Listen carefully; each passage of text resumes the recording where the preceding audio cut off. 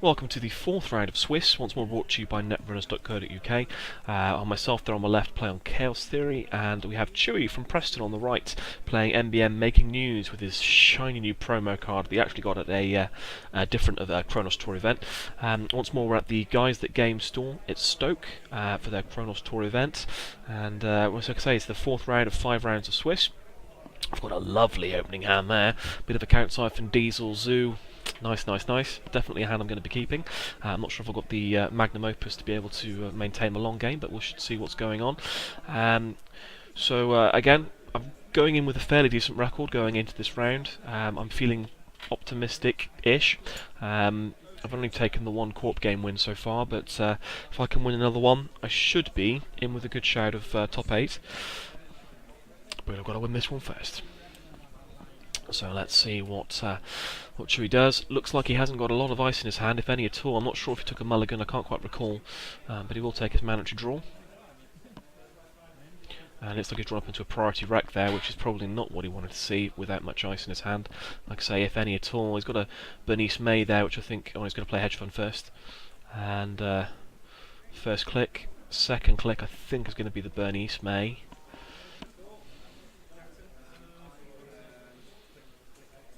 And again, I've got so many nasty cards there. I've got the Infiltration if he does decide to get nasty. I've got a lot of economy in hand, and an Account Siphon. And really, what else do you need? I've got the Diesel as well, so hopefully I can draw up into what I need. I'm going to Sure Gamble, first click. Second click, run R&D. And I'm going to trash the Ghost Branch, an unusual one. I'm going to go again, see a Scorched Earth. So that immediately tells me a couple of things I need to know. The likelihood of this being a mid-seasons deck is quite high, so I do need to be cautious when I steal an agenda here, and equally I need to make sure that I don't go hell for leather here now that he's drawn up into that Scorched. I've got to be careful around tags. Seeing that on the top of R&D makes all the difference. Knowing what's coming and knowing what the deck is on the first turn is very, very important, and that certainly has done me a great service there. He's going to drop into a closed account. So he's got the tag punishment. It's just a question here now as to whether I actually do take tags or not. And again, seeing what he has, I may not. He's going to install another upgrade there onto R&D. Not sure what it is. Could be another Bernice May if he's going full tag. Tag and bag. It could equally be a red herring, so it'd be interesting to see what he does here. He's going to take credit, and for his final click, he's going to. He's going to discard a card. Not sure what he's discarded there. Could be an agenda. I'll run R&D and see a Bernice May. So I'm going to let him do his funky trace thing. So he'll use his 2 recurring credits from Making News and bump it up.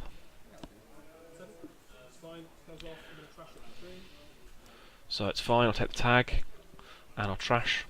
I'll access and put it back, whatever it was. I think it might have been a hedge fund. Certainly going to need to make sure I clear that tag before the end of my turn.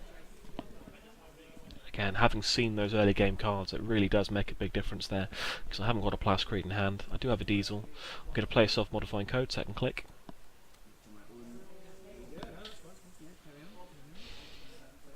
Not that I particularly need it at this stage, with absolutely 0 ice out, but it's really just more of a case for him having to, if he does put ice out, realise that I can still get through and break it, and it suddenly puts a huge amount of pressure on his game now.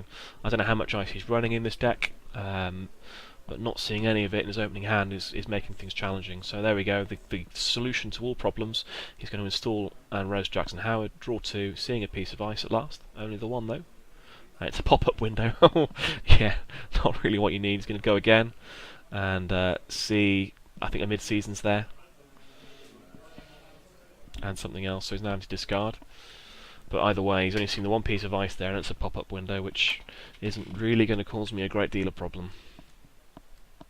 It might give him the money, but I'm not particularly bothered about that at this stage. And he certainly has been dealt a harsh hand here, because at the moment I've got free access in all his servers without actually having to play any cards whatsoever. All I need to be wary of is the tags.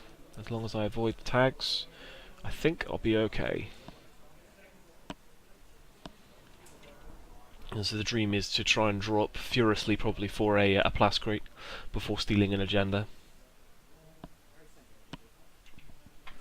Stealing an agenda can be very dangerous here, because mid-seasons can suddenly layer the tags on me and cause real long-term problems, or short-term problems as the case may be. So he's deciding here what he wants to get rid of. Could be that he's looking to get rid of all of his agendas and just use Jackson to clean up. Jackson, the great leveler of the game, gives Corpse a way back home. You can recover from a bad start, or at the very least make it not quite so bad a start. So there we are, he's discarded. So first click, I am going to run archives. I'm going to have a look, and mainly just because I want to put them all back in R&D. I actually thought to myself here, I had it all planned out. Run R&D first, then run archives, then run R&D again.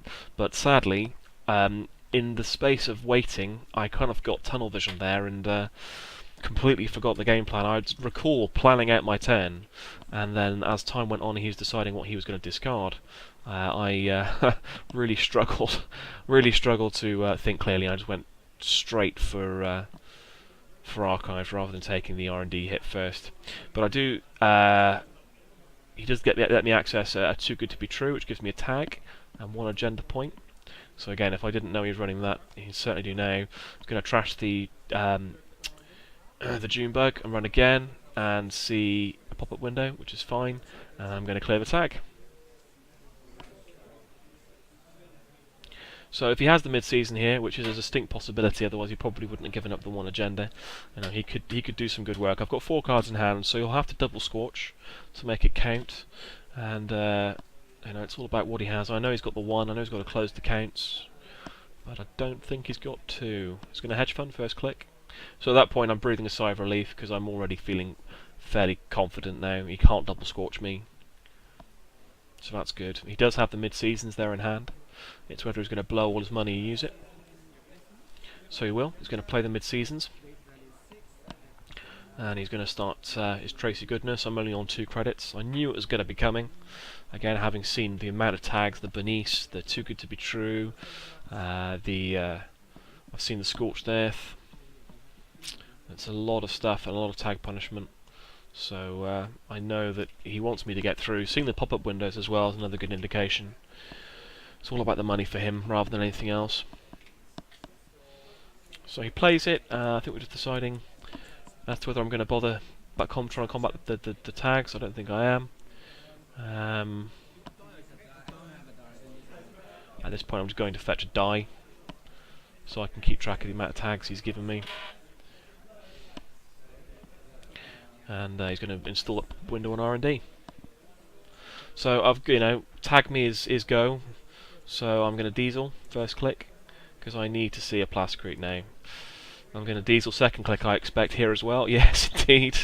I need to see a Plascrete. There we go. So that's fine. I've got the Plascrete. I need some money, and we're all good. I'm going to account siphon.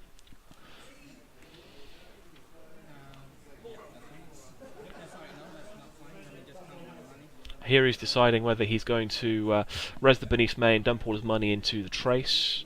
I think he probably should have. I think denying me the opportunity to play the Plascrete out would have been quite significant.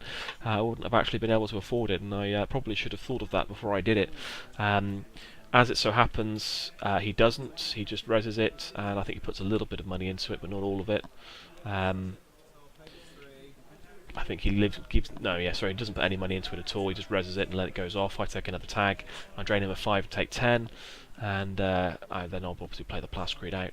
And again, that was more of an economy move for me. I just needed the money. I've got easy access on his servers.